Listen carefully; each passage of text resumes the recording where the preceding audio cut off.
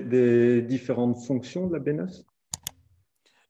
Plusieurs fonctions métaboliques. On a notamment donc celle qui est la plus connue, donc son action sur l'homocystéine, puisque dans le cycle d'homocystéine, l'homocystéine, pour celles et ceux qui ne connaissent pas, c'est un acide aminé, un isomère de la cystéine, mais quand on parle d'homocystéinémie, le taux d'homocystéine dans le sang, c'est un marqueur cardiovasculaire, c'est un marqueur de risque cardiovasculaire.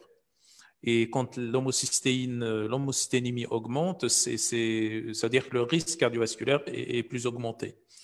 Et la vitamine B9, avec la vitamine B12, la méthylcobalamine, sont des cofacteurs d'une enzyme qui s'appelle la méthionine synthase. Et cette enzyme-là, elle a pour fonction de convertir l'homocystéine en méthionine. Et donc, du coup, cette enzyme catalyse l'une des voies de diminution ou de réduction de l'homocystéine.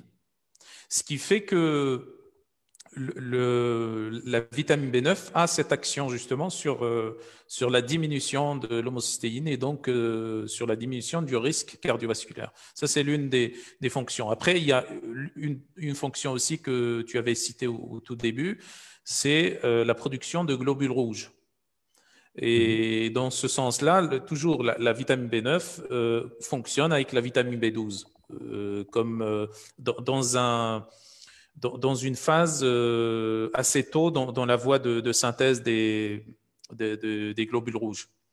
Parce qu'il y a la vitamine B9, B12 qui intervient. Ensuite, donc dans la même voie de synthèse des globules rouges, on a l'érythropoïétine notamment. Et puis ensuite, on a le fer qui vient assez tard dans la voie, c'est-à-dire vers la fin de la synthèse des globules rouges. Donc, c'est pour ça que on observe dans les anémies mégaloblastiques, en général, pas en général, mais assez souvent, on observe une carence en vitamine B9 ou vitamine B12.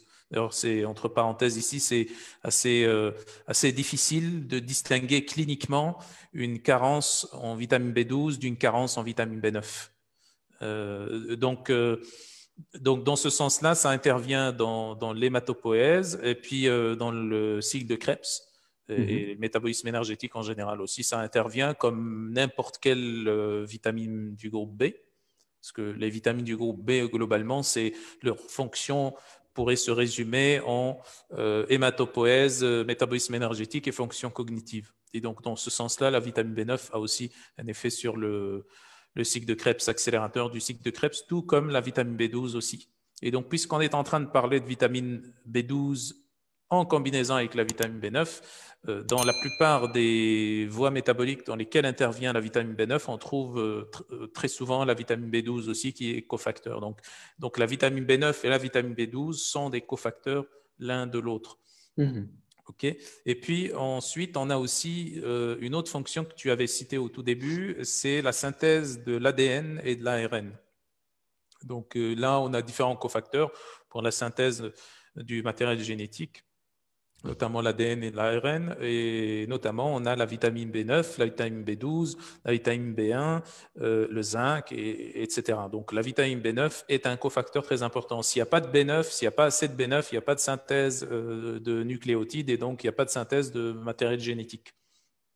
Donc ça, c'est très important à comprendre.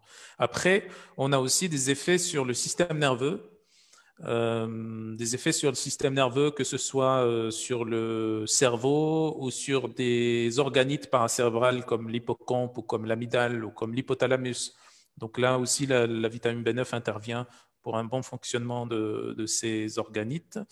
Et également, puisqu'on parle du cerveau, la vitamine B9, bien entendu, par le biais du cycle du folate. Donc le cycle de folate, c'est celui qui convertit la tétrahydrofolate en 5-MTHF. Donc la tétrahydrofolate, c'est le précurseur immédiat du 5-MTHF. Et donc, dans ce cycle-là, on a un autre cycle qui s'articule avec ce cycle qui s'appelle le cycle de la tétrahydrobioptérine. Et ce cycle de la tétrahydrobioptérine va donner les précurseurs des neurotransmetteurs. Et donc, du coup, donc, le cycle de la folate, le cycle tout simplement de la vitamine B9, va permettre la synthèse des neurotransmetteurs, que ce soit les neurotransmetteurs activateurs ou inhibiteurs, donc un neurotransmetteur du système nerveux sympathique ou neurotransmetteur du système nerveux parasympathique. Donc là, je citerai par exemple la sérotonine à travers le tryptophane. Donc le tryptophane provient notamment, entre autres, du cycle de la tétrahydrobioptérine qui est combiné avec le cycle de l'acide folique ou de la vitamine B9. Et d'un autre côté, donc sérotonine, mélatonine pour les neurotransmetteurs du système nerveux parasympathique. Et puis, il y a les neurotransmetteurs du système nerveux sympathique.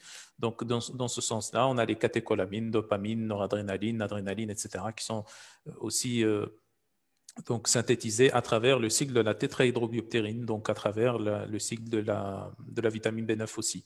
Et puis, entre autres aussi, donc, puisqu'on a parlé du système nerveux, des neurotransmetteurs, etc. Donc, on a aussi donc, la vitamine B9 qui est extrêmement importante pour le développement du système nerveux chez le fœtus, le nouveau-né, l'enfant et ainsi de suite.